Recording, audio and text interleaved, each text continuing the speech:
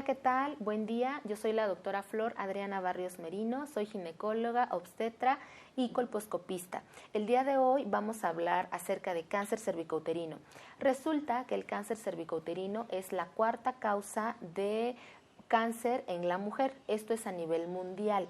Específicamente en nuestro país, en México, la bibliografía nos dice que el cáncer cervicouterino es el segundo cáncer más frecuente que se presenta en la mujer, seguido del cáncer de mama. La principal causa que nos va a conllevar al cáncer cervicouterino es la presencia de virus de papiloma humano. Hasta en el 98% de los casos, este cáncer es provocado por la presencia del virus de papiloma humano en las células de nuestro cuello del útero. Existen factores de riesgo o cofactores que pueden estar asociados al virus de papiloma humano y que en conjunto puedan conllevarnos a ese riesgo de desarrollar cáncer cervicouterino. Por ejemplo, el haber tenido múltiples parejas sexuales o tener, múltiples parejas sexuales a lo largo de nuestra vida sexual, el haber iniciado vida sexual a edades muy tempranas. Se recomienda que el inicio de la sexualidad se dé a partir de los 18 años, porque antes de los 18 años se considera que las células que están en nuestro cuello del útero, las células que se encargan de los procesos de diferenciación y de maduración celular son inmaduras y entonces el virus de papiloma puede aprovecharse de esa situación para empezar a replicar su material genético en el material genético de las células de estas mujeres jóvenes. También están asociados factores como la desnutrición, el tabaquismo es muy importante, la presencia de múltiples parejas sexuales a lo largo de la vida sexual, pero no solo de la paciente, sino inclusive las múltiples parejas sexuales de la pareja o de las parejas que haya tenido. Como su nombre dice, virus de papiloma humano es un virus que se adquiere principalmente por contacto sexual. Se dice que tanto los hombres como las mujeres que somos sexualmente activos, en algún momento de nuestra vida sexual vamos a tener una posibilidad de hasta un 75% de poder adquirir el virus y tenerlo en nuestro cuerpo. Cuando una persona adquiere este virus, en nuestro cuerpo pueden pasar tres cosas. Uno, lo más frecuente es que adquirimos el virus y que incluso en algún periodo de 12 hasta 18 meses después de haberlo adquirido podamos llegar a eliminar el virus por un proceso que se denomina aclaramiento. ¿Qué significa esto? Que las células de defensa de nuestro cuello del útero pueden tener la capacidad de englobar o de encapsular ese virus y poderlo desechar de nuestro cuerpo. O bien podemos adquirir el virus de papiloma humano, quedarse latente en nuestras células del cuello uterino y en algún momento de nuestra vida ese virus puede activarse, es decir, puede despertar y generarnos como tal alguna afectación. Y esto es sobre todo debido a que puedan bajar la calidad de las defensas en nuestro organismo y entonces el virus detecta o se da cuenta que ya no hay defensas fuertes que lo hagan permanecer en un estado inactivo y empieza ahora sí a replicarse y a mezclar su material genético con el material genético de nuestras células del cuello del útero. O bien la tercera opción, que podemos adquirir el virus de papiloma humano y quedarse de por vida en nuestro cuerpo, pero jamás generar alguna afectación. El virus de papiloma humano nos puede afectar únicamente de dos formas. Nos puede generar ya sea verrugas, que son los famosos condilomas acuminados, que le podemos denominar como verruguitas, que son muy comunes en el área genital y que la misma paciente los puede identificar, ya sea tocarlas o al revisarse ver que existen esas verruguitas que antes no estaban en el área genital. O bien puede afectarnos de forma microscópica, es decir, histológicamente hablando. ¿A qué me refiero? El virus de papiloma es un virus que cuando puede entrar en contacto con las células de nuestro cuello del útero y de inmediato puede empezar a replicar su material genético de manera que afecta la forma de las células huésped, afecta la forma y la calidad de las células de nuestro cuello del útero o del sitio que esté afectando y entonces empieza a existir un proceso de replicación viral del virus, pero obviamente es algo desproporcionado y que esto únicamente lo vamos a identificar cuando nos hacemos un Papá Papa Nicolau o algún estudio que esté encaminado a detectar el virus de papiloma. Algo muy común que sucede en la consulta es que la paciente llega para que realicemos el Papa Nicolau y que inclusive el propio médico, el propio ginecólogo, al momento de colocar el espejo vaginal, de estarla revisando, cuando ponemos solo la luz del colposcopio les decimos, ay, mira qué bonito se ve tu cuellito del útero, está rosadito, está bonito, está lindo, pero eso es a simple vista, pero hasta que realizamos el cepillado del Papa Nicolau y tenemos el resultado, ahí es cuando nos pueden decir si esas células están afectadas de BPH, es decir, a simple vista no lo podemos identificar hasta que realizamos o un Papa Nicolau o en una colposcopía empezamos a sospecharlo y nos permita tomar una biopsia y ahí ya tener un resultado histopatológico que nos confirme que esas células están siendo afectadas por el virus de papiloma. De aquí se desprende una pregunta muy frecuente. Flor, ¿pueda suceder que las infecciones vaginales que yo tengo o que la comezón que yo tengo puedan ser por virus de papiloma? La respuesta es no, porque decíamos, BPH puede afectar solo o provocando verruguitas que la paciente misma detecta a simple vista o que toca, o bien afectando microscópicamente, y eso solamente lo detectamos al momento de realizar un Papa Nicolau. En la actualidad se dice que ya existen poco más de 200 serotipos diferentes del virus de papiloma y todos se denominan por números que van desde el 1 hasta el número 200. De estos 200 serotipos que aproximadamente existen, es importante mencionar que 40 de ellos aproximadamente son los que específicamente van a afectar el área genital. De esos 40 serotipos los dividimos a su vez en dos grandes grupos, que son de bajo riesgo oncológico y los serotipos de alto riesgo oncológico. Los serotipos de bajo riesgo oncológico son aquellos que difícilmente nos van a provocar alguna lesión en nuestro Papa Nicolau que pueda conllevar algún cáncer años más adelante. En cambio, los serotipos de alto riesgo oncológico generalmente son serotipos que tienen esa persistencia o tienen esa capacidad de persistir en nuestro cuerpo, en nuestro cuello del útero, de generar alguna lesión de bajo grado que sí pueda ir evolucionando a lesiones de más alto grado con el paso de los años, y por consiguiente conllevar hasta un cáncer cervicouterino. Ahora, en la actualidad existen diferentes estudios que podemos realizar para ir tratando de abordar el virus de papiloma humano. Es muy importante que hagamos una gran diferencia en relación a los estudios. Existen muchos. Existe Papa Nicolau, que es la prueba de tamizaje inicial, existe colposcopía, existen las biopsias, existen pruebas de tipificación, entre otros estudios. Estos 4 son los más frecuentes de los estudios con los cuales vamos a iniciar a estudiar una paciente con una posible lesión de virus de papiloma. Toda mujer que asiste a la consulta para tomar un Papa Nicolau, siempre les debemos hacer hincapié que el Papa Nicolau es un estudio que únicamente nos va a permitir detectar mujeres asintomáticas que puedan tener en este momento alguna lesión provocada por el virus de papiloma humano. Cuando una mujer en específico desea conocer si es portadora de alguno de los posibles serotipos de virus de papiloma humano, les hacemos la prueba de tipificación, que es diferente al Papa Nicolau. ¿Por qué o qué significa? Papa Nicolau nos va a decir si en este momento, aunque yo no tenga ningún síntoma, si en este momento el virus me puede estar afectando o no el cuello del útero. En cambio, la tipificación, esa sí directamente nos va a decir qué posible serotipo tengo en mi cuerpo. Entonces, las pruebas de tipificación, de las más utilizadas o de las más certeras, a las que les podemos sacar mucho más provecho y poder así englobar con esos resultados qué tipo de manejo le vamos a dar a nuestra paciente, son las pruebas de tipificación por PCR, que son pruebas donde se procesa la muestra por reacción en cadena de la polimerasa, que son más exactas y nos pueden determinar si una mujer o un varón tienen un serotipo de bajo riesgo oncológico o un serotipo de alto riesgo oncológico. Entonces, cuando tú intencionadamente quieres saber si eres portadora de algún serotipo, aparte del Papa Nicolau, debemos realizarte la prueba de tipificación, que es diferente. En el Papa Nicolau generalmente les hago la comparación de imaginar que tu cuello del útero es como una rueda. como una dona que en el centro tiene una pequeña abertura. Entonces, en el Papá Nicolau lo que hacemos es que desde que colocamos el cepillito para la toma de la muestra, desde ese momento vamos a empezar a tomar unas células que forman parte de la zona de transformación, que es justamente el lugar donde el virus de papiloma humano empieza a replicarse y pueda generarnos lesiones precáncer o cáncer. Y el cepillito toma esas células de la entrada y se introduce hacia adentro.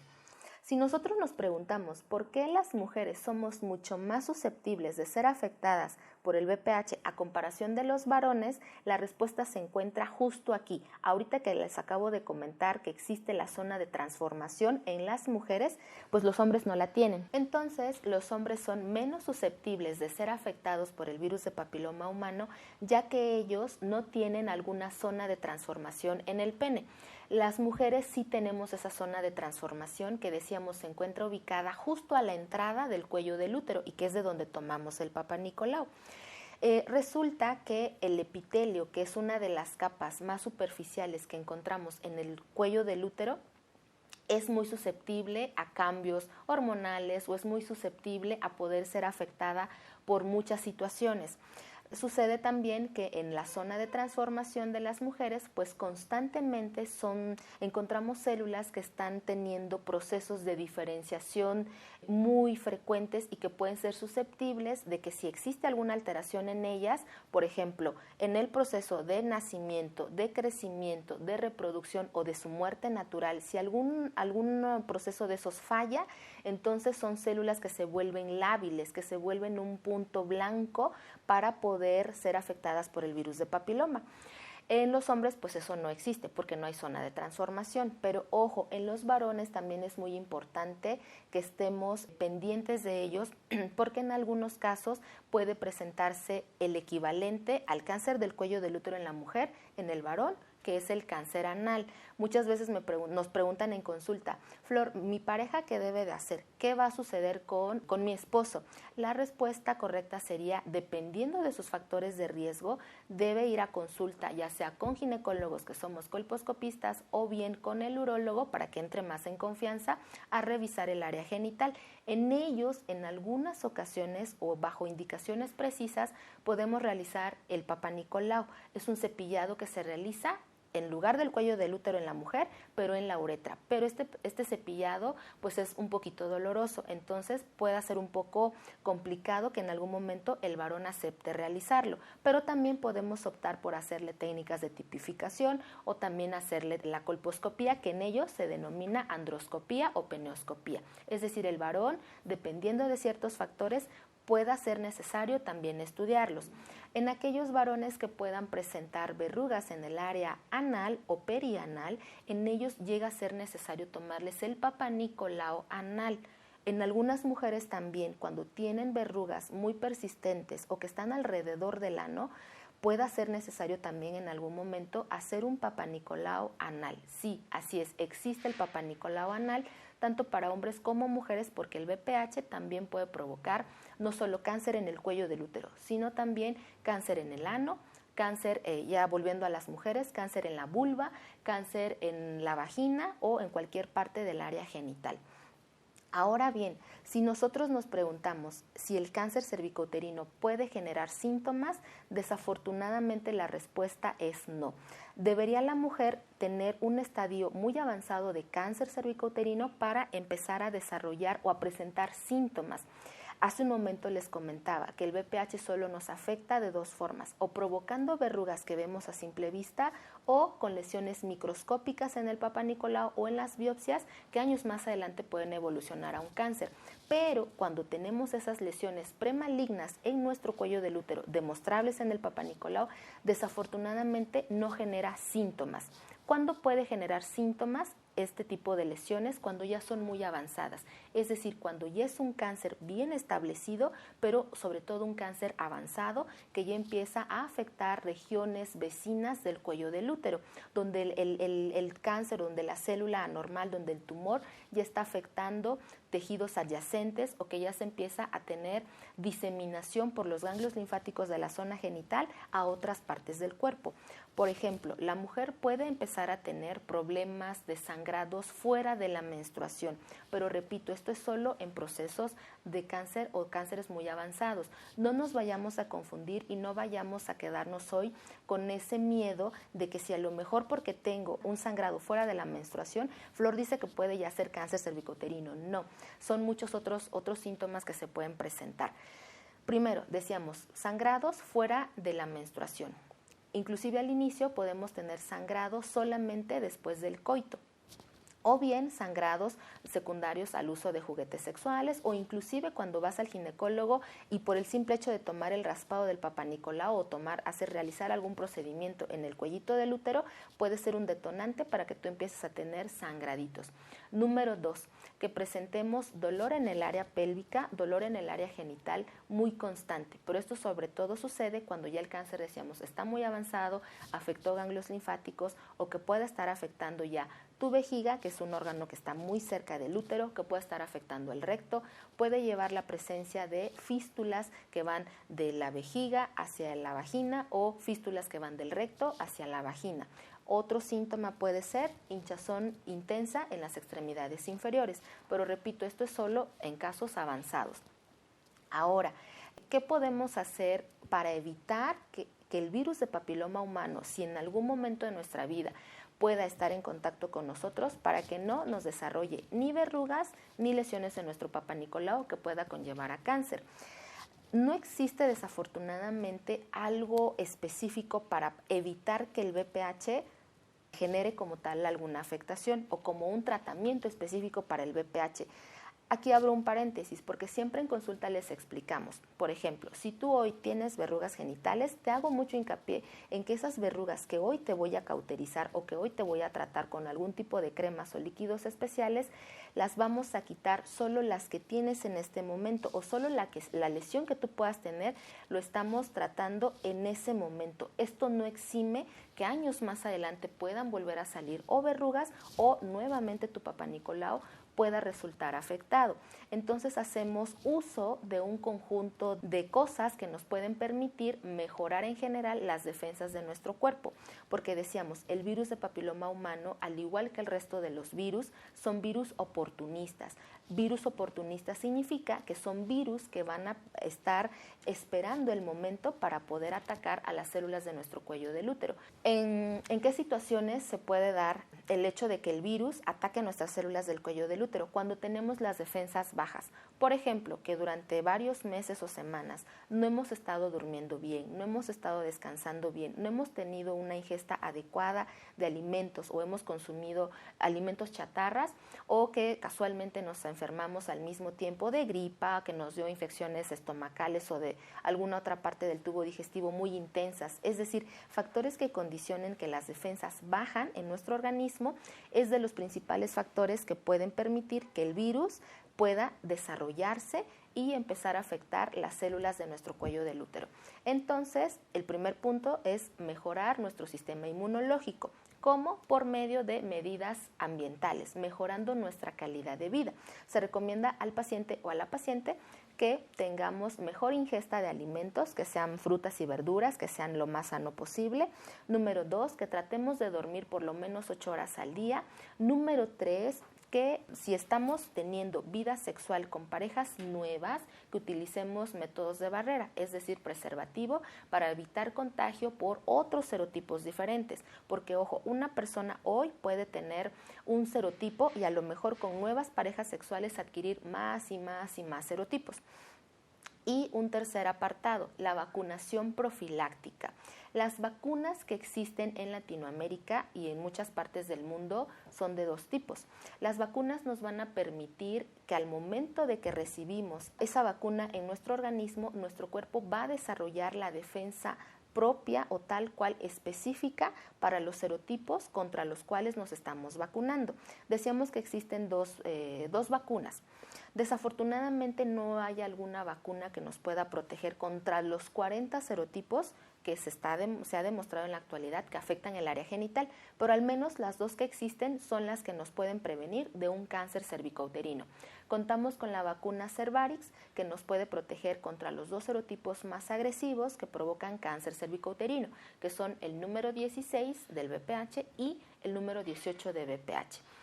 O bien tenemos la opción de la vacuna Gardasil, que esta nos protege contra 4 serotipos, que son el número 16 y el 18, igual que Cervarix, que también nos van a prevenir un cáncer cervicouterino, y además se le adicionaron la defensa contra los números 6 y el número 11, que son los principales productores de verrugas.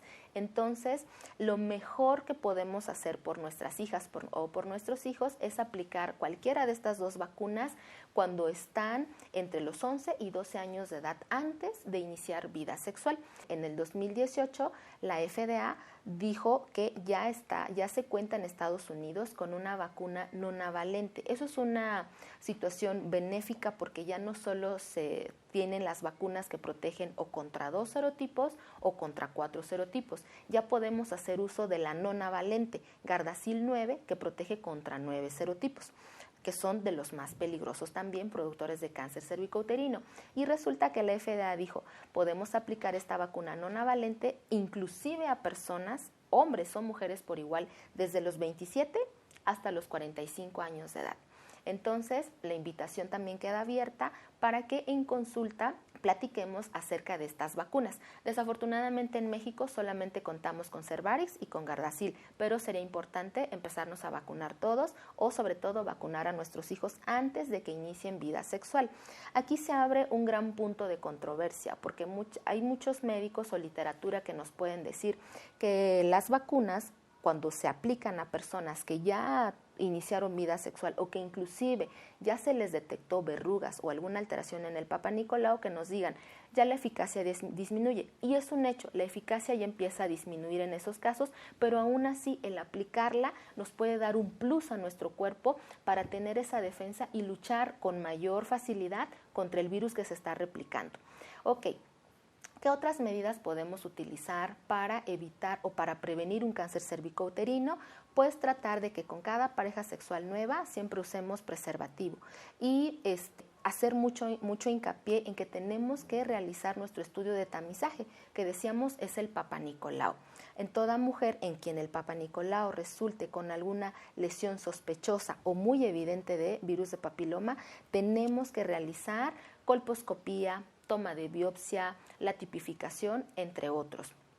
En el caso específico de la colposcopía, significa que vamos a aplicar sobre todo 2 colorantes en el cuello del útero, en paredes de vagina y puede aplicarse opcionalmente también o no en el área vulvar y región perianal, con la intención de que si yo noto, el médico al momento de aplicar los colorantes nota que alguna de las áreas se está pintando de un color diferente a lo normal, ese sea un preámbulo para que tomemos una biopsia intencionada de ese tejido que se ve diferente a lo sano.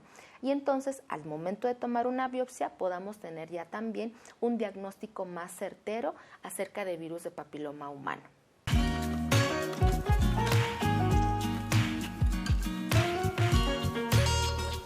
La colposcopía es un estudio diferente a la toma del Papa Nicolau.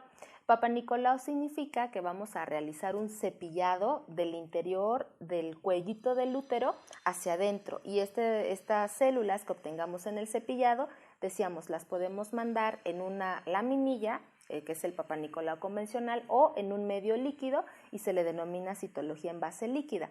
Pero colposcopía significa que vamos a aplicar colorantes, son 2 colorantes, en todo el grosor del cuello del útero, en paredes de vagina, en vulva e inclusive hasta en región perianal.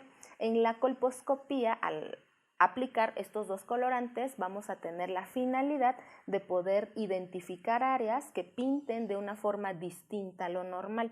Esas áreas que pinten de manera diferente a lo habitual llaman la atención del médico que te está revisando y en ese momento nos permite tomar una biopsia. Esa es la finalidad de la colposcopía, aplicar colorantes para identificar áreas diferentes a lo habitual y poder tomar biopsia. Siempre la biopsia va a ser el estudio que nos va a confirmar la sospecha diagnóstica que encontramos en la colposcopía.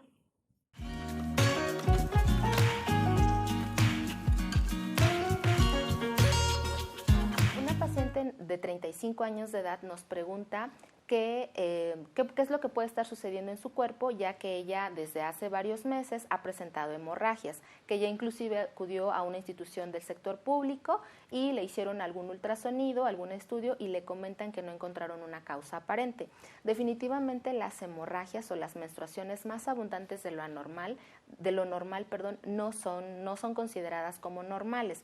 Ahí valdría la pena repetir algunos estudios, por ejemplo, repetir ultrasonido, considerar la realización de alguna histeroscopía, en algún momento donde ya no tengamos sangrado, aprovechar para tomar el Papa Nicolau e ir descartando posibles causas. Muy probablemente exista alguna causa anatómica que no se ha identificado, porque el sangrado uterino anormal o hemorragias los podemos dividir en dos grandes grupos. Pueden tratarse de sangrados uterinos disfuncionales, que son aquellos donde no encontramos una causa anatómica como tal, por ejemplo, que no encontramos miomas, que no encontramos pólipos, que no encontramos cáncer, que no encontramos nada evidente, o bien podemos tener un sangrado uterino secundario a una patología como tal. Mi recomendación sería repetir los estudios, valorar nuevamente tu caso y si definitivamente no se encuentra una causa anatómica, entonces sí considerar que tienes un sangrado uterino disfuncional y en base al tipo de sangrado, muy probablemente darte algún tipo de tratamiento con hormonas para tratar de disminuir ese sangrado.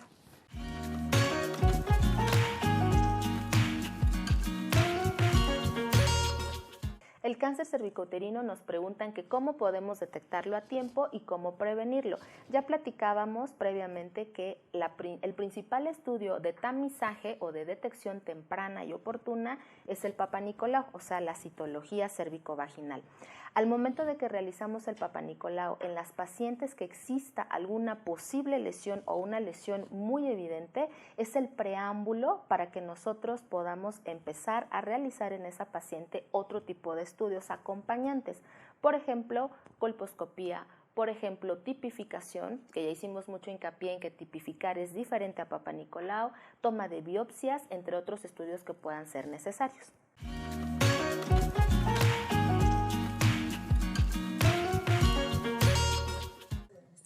Nos preguntan que si las verrugas o condilomas acuminados generados por virus de papiloma pueden tener alguna posibilidad de desarrollar cáncer, que si pueden ser malignos.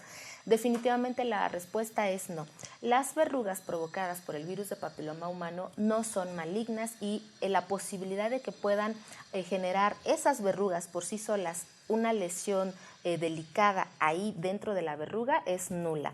Las verrugas son lesiones completamente benignas. Son incómodas porque se pueden aparecer hoy y probablemente, aunque las quitemos con líquidos, con tratamientos de excisión o lo que sea, probablemente unos años más adelante o meses más adelante puedan volver a aparecer, pero nunca van a denotar que tienen malignidad. Te puedes quedar tranquila.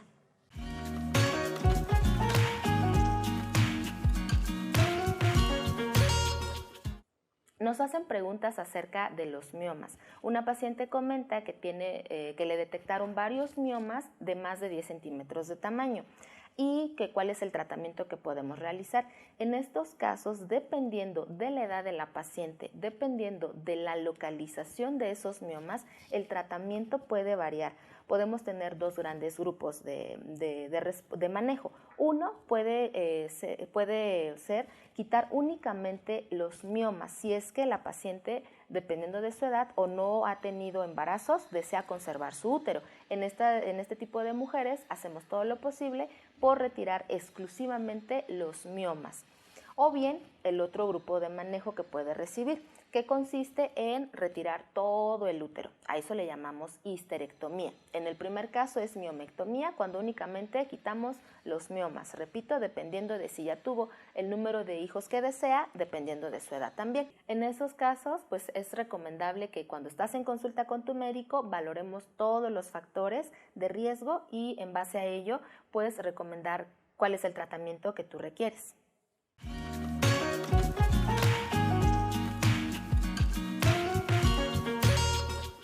El Papa Nicolau y la colposcopía exclusivamente nos sirven para detectar lesiones que puedan ser provocadas por virus de papiloma humano. Nos preguntan que si pueden detectar otros tipos de cáncer. La respuesta es no.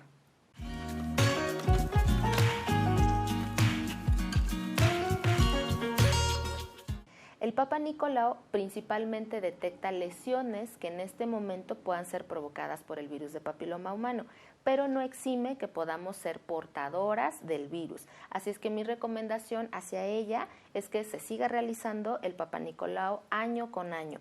Las normas actuales nos comentan que si tú ya tienes 2 Papa Nicolaos anuales negativos, o sea, sin afecciones de virus de papiloma, que incluso te lo podemos hacer cada 3 años, pero ahí siempre abro un gran paréntesis y lo platicamos en consulta con la paciente, ya que si tienes muchos factores de riesgo como múltiples parejas sexuales o que años atrás en tu vida habías presentado alguna lesión en tu Papa Nicolau, pues ahí la recomendación sería preferentemente continuar la vigilancia cada año.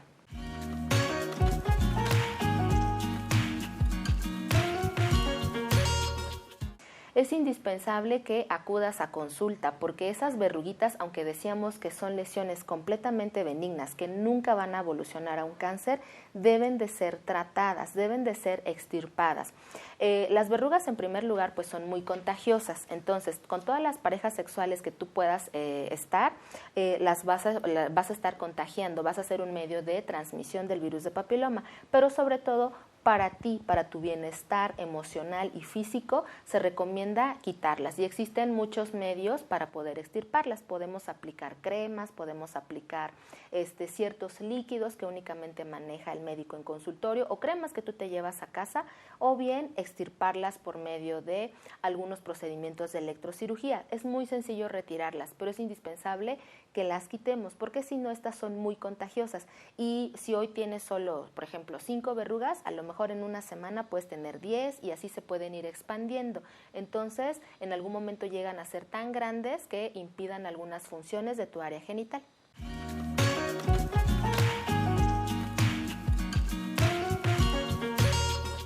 El primer estudio de tamizaje es la prueba de Papa Nicolau. En todas las mujeres que salgan con alguna sospecha de lesión en el Papa Nicolau, empezamos a hacer el resto de los estudios acompañantes.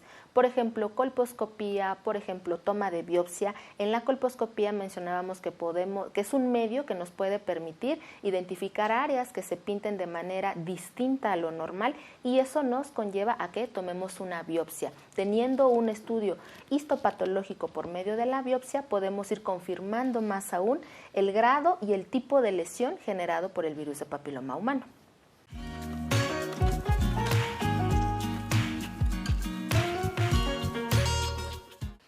Sí, es normal, ya que en el proceso de menopausia o en la transición de los años que van previos a la menopausia, que es la perimenopausia, pueden presentarse ese tipo de trastornos en la menstruación. En ocasiones podemos tener ciclos menstruales donde la menstruación se presenta inclusive 2 o hasta 3 veces en el mismo mes, o bien pueden pasar 6 meses con ausencia de menstruación y posteriormente acompañarse de hemorragias.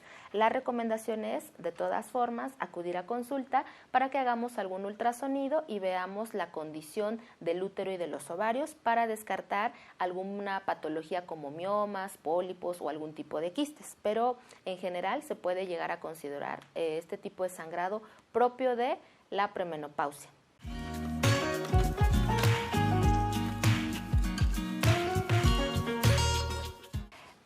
Nos preguntan que ¿cuánto tiempo puede pasar a partir de que se le detecta a una mujer una lesión de bajo grado, que es NIC1, para que pueda evolucionar a un cáncer? La respuesta es muy variable, porque existen libros que nos dicen que pueden pasar desde 1 año, 2 años o hasta 10 años para que de un NIC1 tú puedas avanzar a una lesión NIC2.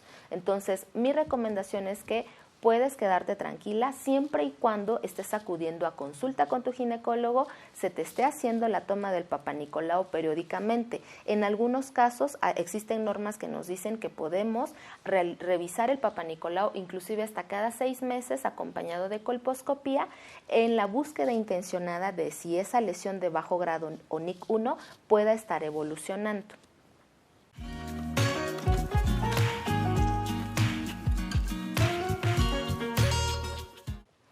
Existen normas que nos dictan que a partir de los 64 años de edad o desde los 60 podemos empezar a disminuir la frecuencia en la toma del Papa Nicolau. Se puede empezar a realizar cada 3 años cuando la paciente ya tenía previamente en los últimos 2 años 2 Papa Nicolaus consecutivos, donde cada año se lo hacía y los 2 Papa Nicolaus resultaban sin anormalidades por BPH. Una vez tenido este punto, podemos hacer el Papa Nicolau cada 3 años y después de los 70 años inclusive se puede hacer cada 5 años. Pero, ojo, aquí yo recomiendo mucho siempre en la consulta valorar en qué pacientes sí podemos seguir esta recomendación de las normas de ir haciendo los Papa Nicolaus cada vez menos frecuentes y en quienes todavía tenemos que seguirlos realizando cada 2 o cada 3 años y no cada 5.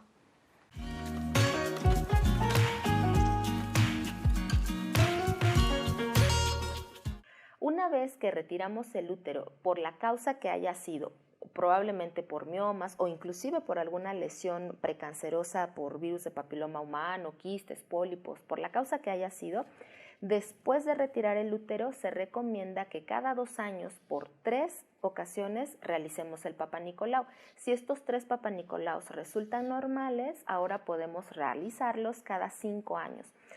Pero aquí también hacemos mucho hincapié en que si el útero fue retirado por causas secundarias a virus de papiloma humano, una lesión precancerosa, ahí pueda ser necesario realizar el Papa Nicolau todavía cada año por un lapso de 3 años y después revaloramos. ¿Por qué? Porque resulta que cuando quitamos el útero secundario a virus de papiloma humano, puede en el área que le llamamos cúpula vaginal, que es el espacio que queda donde el útero estaba contenido, específicamente el cuello del útero donde él se encontraba, ahí puede haber persistencia de células de virus de papiloma y entonces mujeres después de haberles retirado el útero puedan llegar a desarrollar algún tipo de lesiones en la cúpula vaginal, en ese espacio donde estaba antes el cuello del útero y ahí se debe de realizar el Papa Nicolau.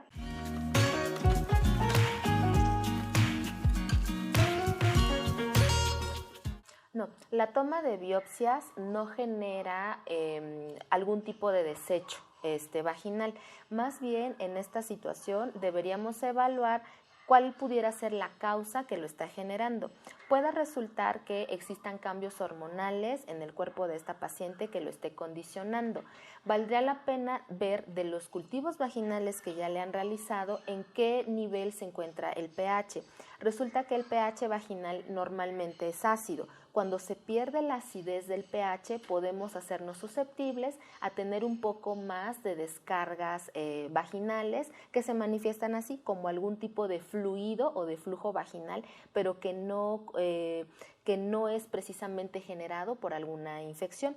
Podríamos ver en su cuellito del útero al revisarla si existe alguna presencia de alguna úlcera que se le llama eversión glandular o de algún quiste de Nabot, que son quistes como de moco, quistes productores de moco, que pueden condicionar mucho esta situación de secreción.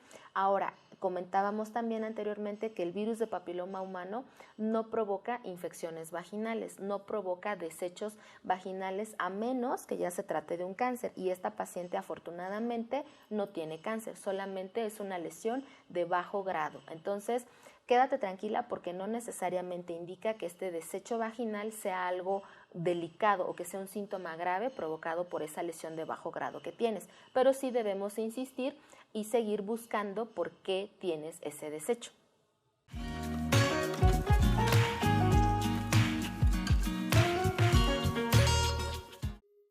La displasia es un cambio en la forma o anatomía normal de las células.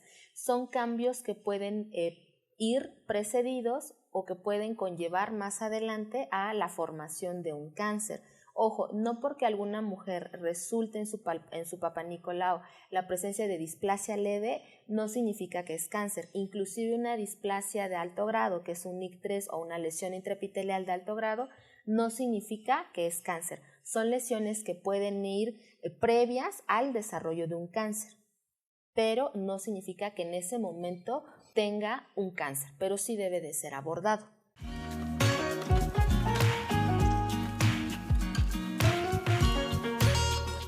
Dependiendo de la edad de esta paciente, podemos llegar a considerar realizar un segundo cono diagnóstico terapéutico.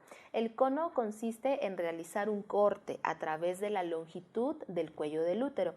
Dependiendo de la edad, dependiendo de si esta paciente ya tuvo el número de hijos que ella deseaba, podemos considerar realizar un segundo cono, repito, o si ya tiene paridad satisfecha, podemos ya ir directo a hacer una histerectomía, pero aquí vale la pena evaluar el primer cono si resultó que tenía en los bordes quirúrgicos presencia aún de enfermedad, si tenemos que hacer alguna intervención, ya sea repetir el cono o la histerectomía directo.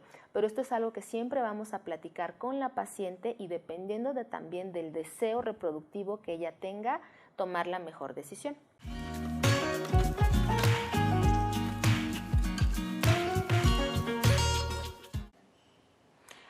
Generalmente, después de realizar algún procedimiento de electrocirugía, ya sea por láser o esferolisis propiamente dicha por electrocirugía, el periodo de cicatrización puede ir desde 7 días hasta un mes. Se recomienda, dependiendo de cada factor en cada paciente, tener reposo relativo y evitar vida sexual durante un mes.